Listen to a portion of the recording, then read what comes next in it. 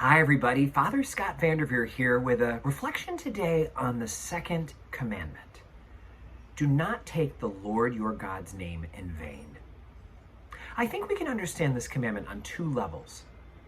On the one level, there's the literal living out of this commandment, not taking God's name in vain. Don't say GD. Don't say JC. Don't use God's name in ways that are not reverent or loving. Don't just avoid cursing using God's name, but don't use God's name with a lack of awareness that you're talking about God. Vain means lots of things, but one of the things it means is just silliness. Don't use God's name in silliness. It's not a proper way to show respect for the one who made us, the one who saved us, the one who holds us in being, the one who is the maker and sustainer of all things. We owe God better than that. And so, although every culture has its own way of breaking this commandment, for example, in Quebec, Canada, they often will say tabarnak when they're mad, which is the French word for tabernacle. That's another example. A little different, but similarly, it's not treating holy things as holy. And that's kind of this commandment in a nutshell.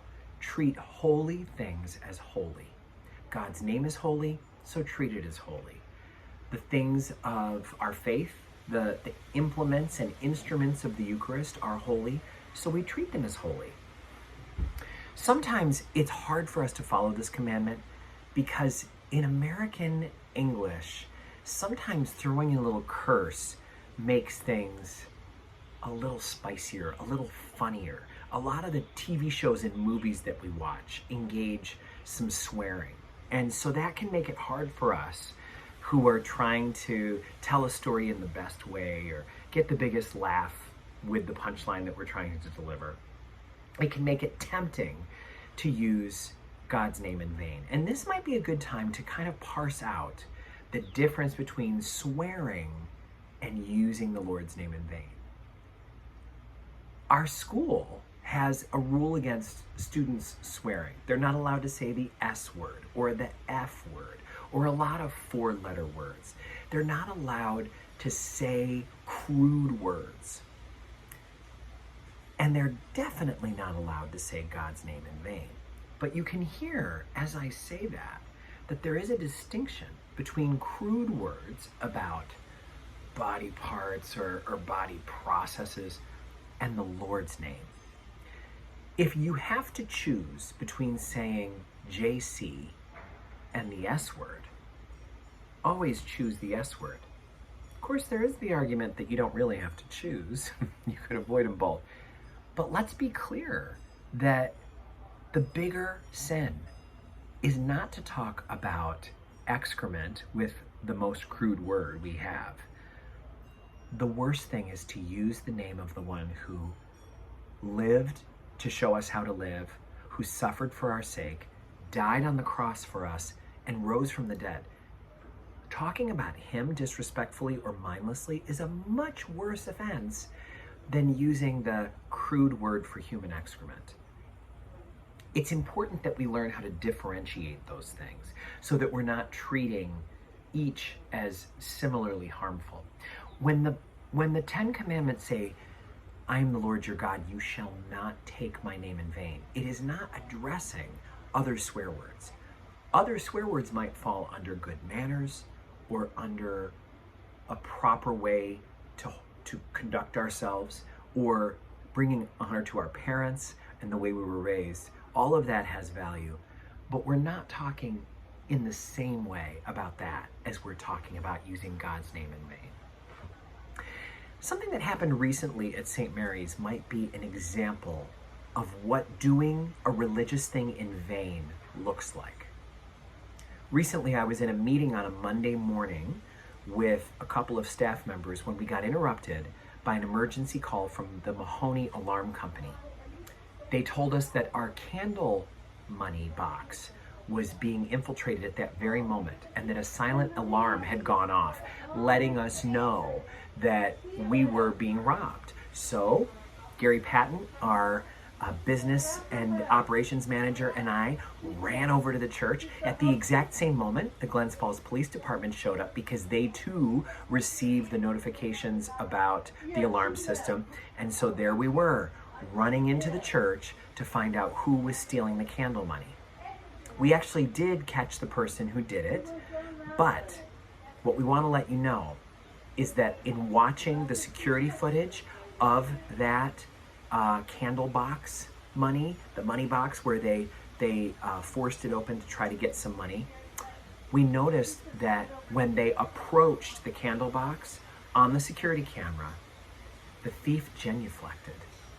The thief went down on one knee, blessed himself, and then went to pry open the candle box.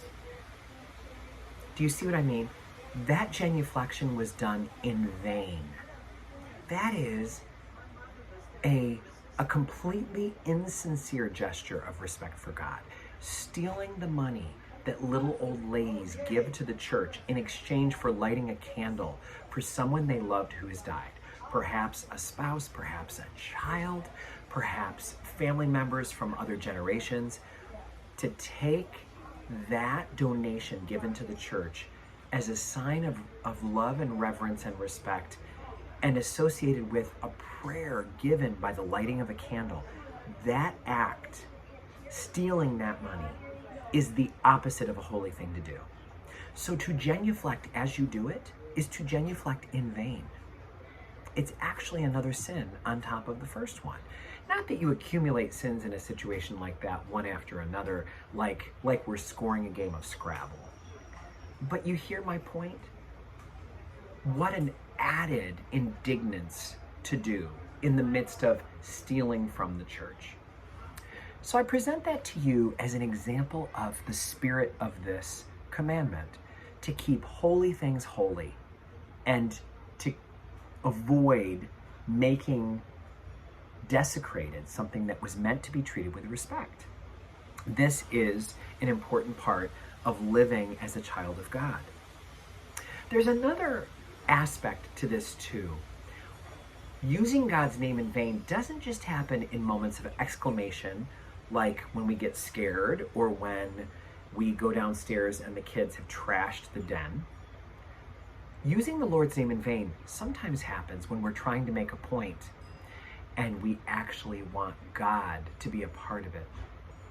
We use God's name in vain when we say, I swear to God.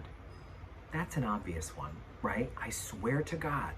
Jesus says, don't swear on God or on anything else. Let your yes be yes and your no mean no. If you have to swear to prove that you're not lying, how much lying are you doing? It's a good question. But the other way that we do this is when we use God as an excuse for our prejudices. When we say something like, well, God would condemn that. God doesn't want us living like that. The people who are living in that way are damned. That includes two separate offenses against the second commandment. I damn them to hell, which is a shocking thing to say when you think about it. My judgment damns them. But in addition, I am saying that my opinion is shared by God. That is using God's name in vain. We're not allowed to say that God shares my opinion about something that is not in Scripture and not taught by the church. When we say, if this is wrong, I don't want to be right. When we say that with our words or our actions, and if we say, you know what, I don't believe in a God who would tell someone this or that, we're sometimes treading on some dangerous territory because we're saying, God agrees with me because I'm right. Sometimes we find that groups have been so sure that God agrees with them that they've been willing to set crosses on fire and put them on the lawns of the homes of people of color. Imagine what a violation of God's name and of holy things that is. For the Ku Klux Klan to invoke the cross of Christ and the name of God in the racist attack that they have been pursuing for all of these generations, can you hear how that violates the second commandment in such a profound way?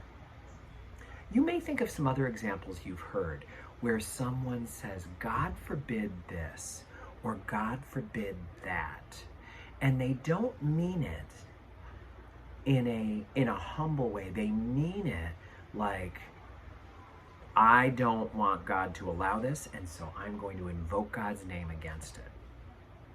That's using God's name in vain. God's name should be used for worship and for calling out in praise or in worry or when in struggle.